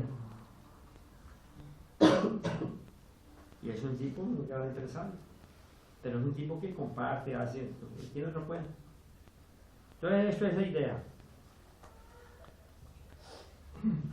En este tipo de cromatografía me interesa porque a través de la cromatografía yo voy viendo la evolución de una materia prima como es la gallinaza para hacer abono. Esta es materia prima gallinaza, de gallina ponedora, para ver la evolución de esa gallinaza con harina de rocas para llevarla para hacer abono. Viendo estos cromas, esta gallinaza como materia prima, ella casi ya es abono. Entonces cuando yo hago un abono con esta gallinaza, no es de excelente calidad. Entonces yo voy a tener un cliente que quiere ese abono, mira, tengo este abono con esta calidad, tengo este abono con esta calidad, este es más barato, este es más caro y este es mejor. Estos son unos análisis, podemos hacer. Creo que puede ser empresario transparente. ¿Cuál quieres? ¿Lo quieres con patio de fermentación, sin patio de fermentación? ¿Quieres abono con minerales y minerales? Yo puedo montar una empresa, ser transparente. No está prohibido montar empresas, ser empresario y emprender, ser transparente, ser honesto en las relaciones profesionales. Entonces, en este cuento hay que ser profesionales honestos. La honestidad da el conocimiento. Mira, esto se hace así, así. Ah, no, Jairo, no tengo tiempo, esto aquí, tengo otra actividad. Muy bien, yo le hago el trabajo. Voy a cobrar el servicio de trabajo. Pero no puedo ganar en hacerte de modo escondiéndote las cosas. Ahí ya no se vale, ¿verdad?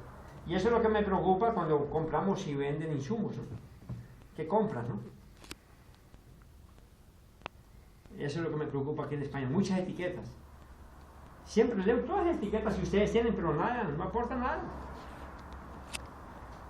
La etiqueta no dice cómo se hace lo que le están vendiendo, ¿no? Y si lo preguntas tampoco te lo dicen.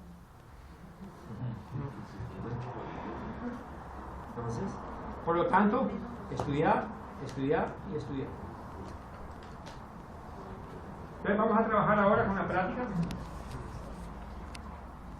Es casi 10 minutos para el mediodía que necesitaba Ana, que pasáramos en la cafetería. ¿No? Son como 10 para las 12, ¿no? Sí, Jairo, una pregunta. Dime. De ese valor biológico de los alimentos, el intestino, ¿qué tanto por ciento absorbe?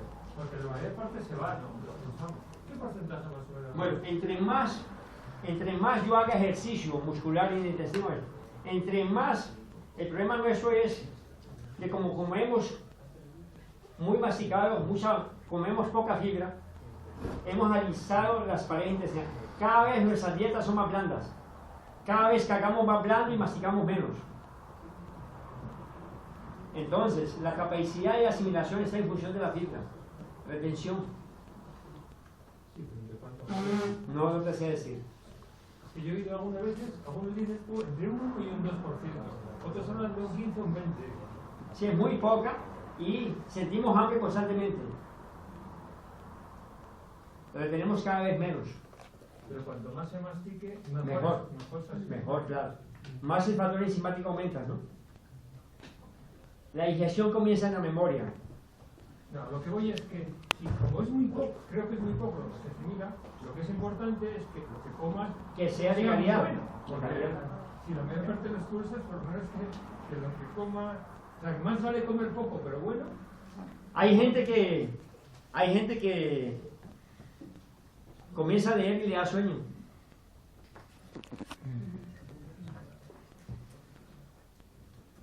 Ahí es grave la situación.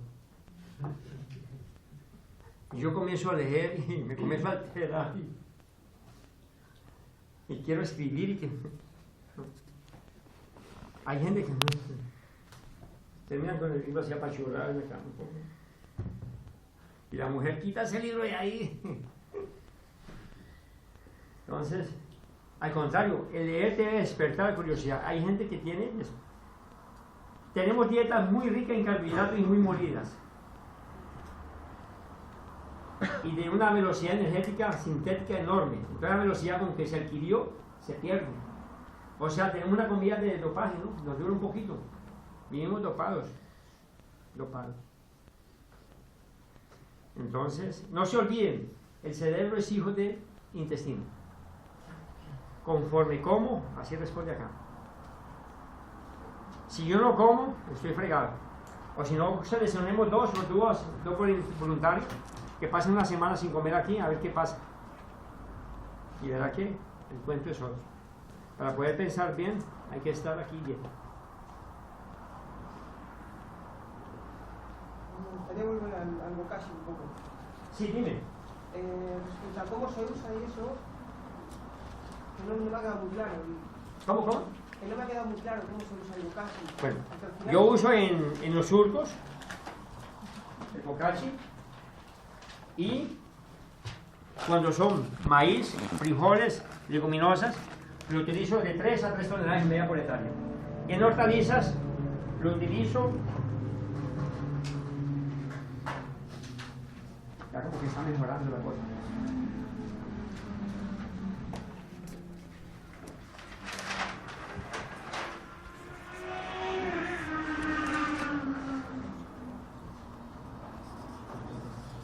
Abono.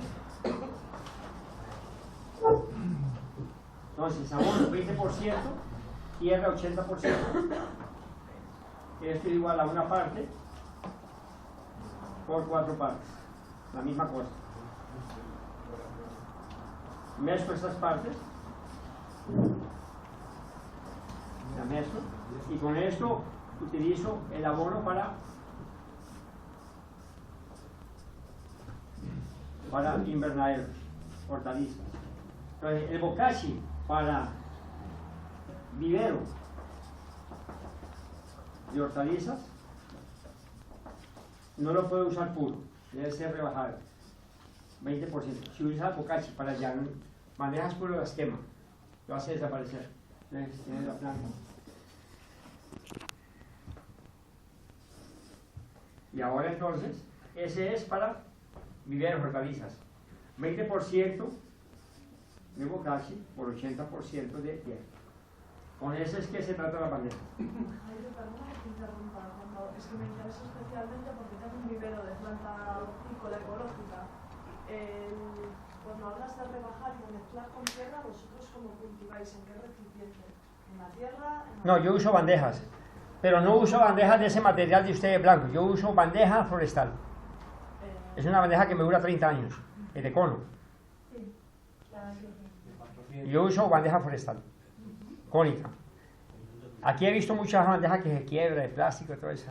Y esa blanca, de estereofón, no uso eso. Yo uso bandeja forestal en cono.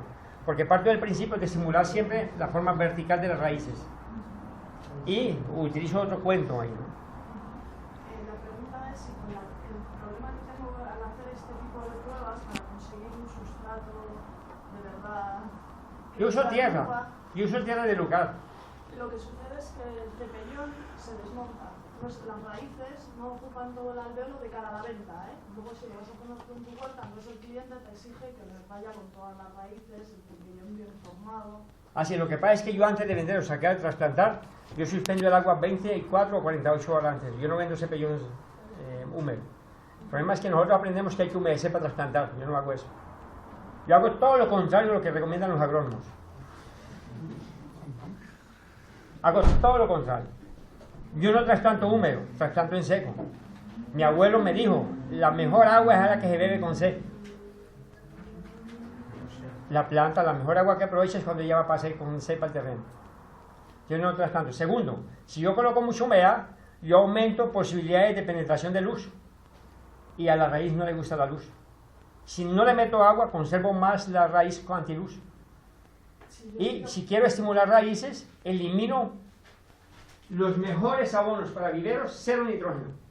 Nitrógeno es antirraíz.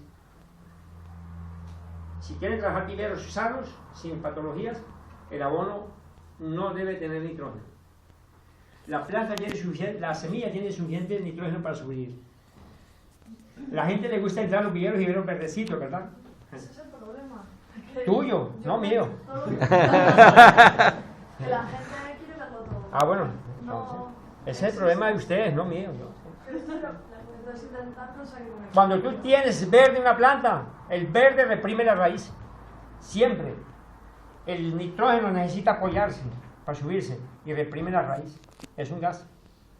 Vivero no necesita nitrógeno. No necesita para nada. Yo en un vivero necesito dar estructura. La estructura de una planta es la raíz. Cuanto más desarrollo la parte aérea, peor es mi planta. Va a sufrir en el campo, se deshidrata, viene enferma. Es un crimen utilizar fungicida en viveros. Es un crimen. 0 fungicida en vivero.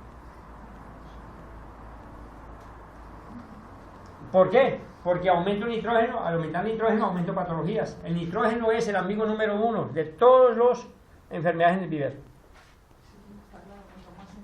Nitrógeno aumenta aminoácidos libres. Es que vamos a decir, en un momento les doy los principios de la trofobiosis para entender aminoácidos libres y azúcares y ver cómo se reproducen los botrytis. Si usted quiere incrementar, pero no es para botrytis, no, meta nitrógeno. Si usted quiere eliminar botrytis, aumente potasio. Es comenzar a hacer ajustes de cosas. Entonces, vivero, 0 nitrógeno. Lo máximo que yo trabajo en abonos orgánicos para vivero, lo máximo es el 1%, en media 5% salen los bocasis para vivero. Les incremento tierra, todo esto es para vivero. Ahora viene para trasplante. Le hago los beneficios. Ahora traigo mi cepellón aquí.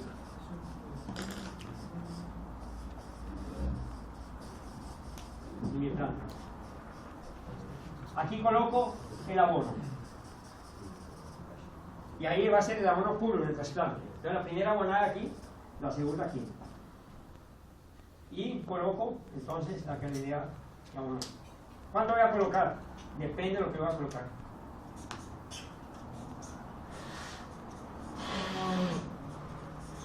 Entonces, para hortalizas que den hojas, utilizo de 80 a 100 gramos.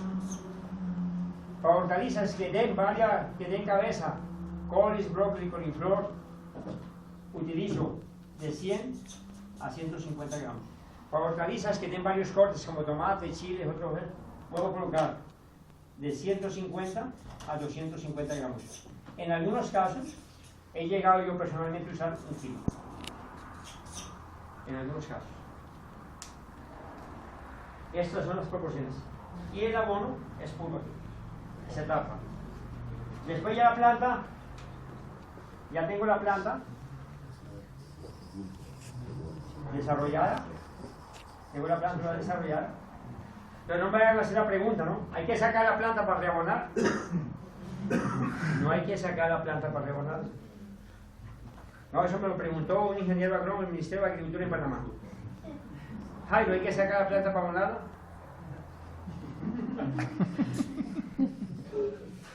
No, eso hay de todo, ¿no? En este mundo. Entonces, la tercera abonada, ¿cuándo la hago? La hago con un intervalo de espacio de tiempo entre 10 a 12 días. ¿Cómo hago la abonada? Con un palo, hago una estaca, le coloco aquí un pedazo de hierro, ¿sí?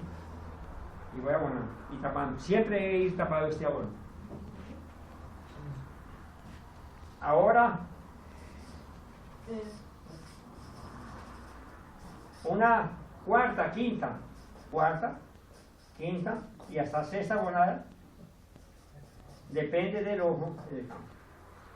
Hasta la tercera abonada te ayudo, y ahí en adelante tú tienes que estar en campo acompañando. En tomates, yo llego a hacer estas 6 abonadas, con 8 a 12 kilos por mata. Ciclo corto. Máximo, nosotros tenemos tomate de ciclo muy corto, trópico. Lo máximo que cosechamos, pico de cosecha hasta 90 días. Después hay matas con 120 días. Después se renueva. Cuando se refiere a abonar, ¿se refiere al bokashi? Sí, estamos hablando del bokashi. No hemos otra vez eso. Yo había oído, y es lo que hago un poco, los abonos siempre sobre la tierra, no debajo. Sí, yo hago el orificio, lo coloco, lo mezclo con la tierra y lo coloco allí. Pero no, nunca, o sea, bueno, yo lo pongo por encima y pongo mucho encima, o sea, siempre por encima, porque también es una manera de que vaya bajando y de que... No sé, Ciclo corto y todo, yo coloco abajo. Le doy comida abajo. Es como tener hambre y colocar el bistec aquí en la oreja, ¿verdad? Yo hago todo el trabajo abajo, porque voy construyendo suelo en este caso. Voy construyendo el suelo, depende de cada cosa. Bueno, yo comida la coloco abajo. Inclusive, ahí hay una reacción de calor biológico, y hay bien interesantes de calor para que los elementos fluyan. En arriba, antes de colocar el mulch, yo trabajo microorganismos, que lo vamos a hacer mañana. Coloco 50 gramos de microorganismos por postura, principalmente en árboles. En el caso de trabajar con frutales, esto aquí lo cambio. Trabajar con frutales, yo trabajo un 40% y aquí trabajo con 60%. Este equivale a 2 partes y equivale a 3 partes. En caso de trabajar con frutales. Trabajo 40% de abono, 60% de tierra, con eso lleno las bolsas. El viñedo sería 40 de abono y 60 de tierra. Y con cubierta vegetal, echarlo sobre la cubierta vegetal. No, yo hago bolsas para viveros de frutales, para viveros de frutales. Para cortarlo en las bolsas.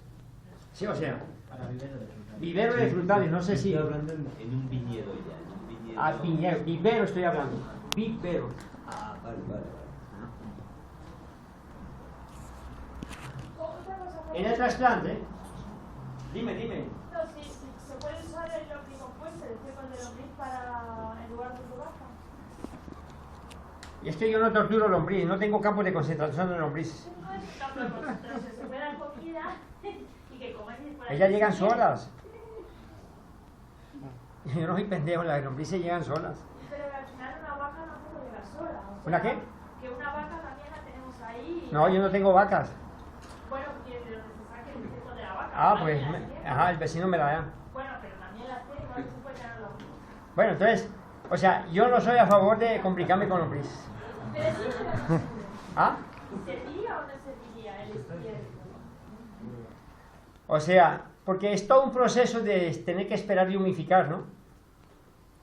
Mira, tener lombrices, mira, yo quiero decirles una cosa a ustedes. Tener lombrices es igual que tener gallinas. es una actividad pecuaria.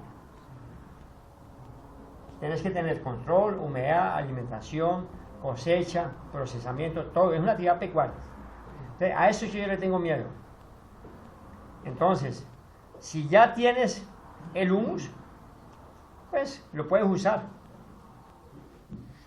O sea, te estoy obviando. Si tienes materia orgánica, olvídate del humus. La lombriz llega sola. No sé cómo ellas hacen para identificar, vienen en carro, vienen en avión, no sé, pero ahí aparecen. Esas joyas aparecen ahí. Era mi caso, yo no tenía lombriz. Yo ahora meto la mano y ahí están las lombrices. Jairo, ¿cómo le llegaron? Y no sé. Habla con ellas. ¿Por qué? Porque este proceso de las lombrices es bien... Mire, te voy a dar un dato. La función número 1 de la lombriz en el suelo es mover, agujerear el suelo.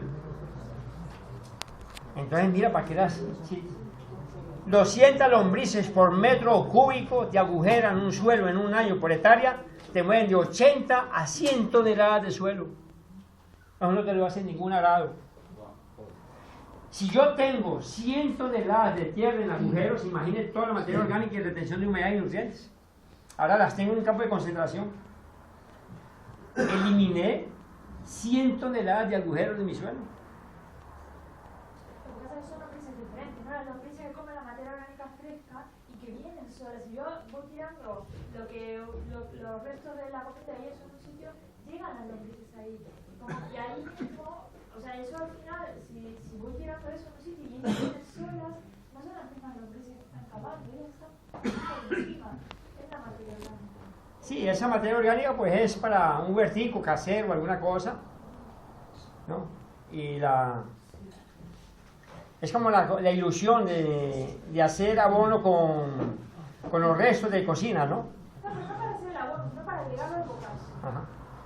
O sea, es como hacer, bueno, ahí ya está mejor todavía la pregunta, porque mejor sería la respuesta. Si yo uso humus para hacer bokashi, entonces es como usar una sopa para hacer otra sopa. Humus ya está listo para hacerlo de otra manera. Y ahí, si es humus de verdad, yo hago una cosa que se llama fraccionamiento del humus. Es otra cosa. Si son las encuentras, Jairo, no esperan en la cafetería. Hay una cosa que en el libro de Fassbender, se llama Química del Suelo, ahí vas a encontrar todo el fraccionamiento del humus.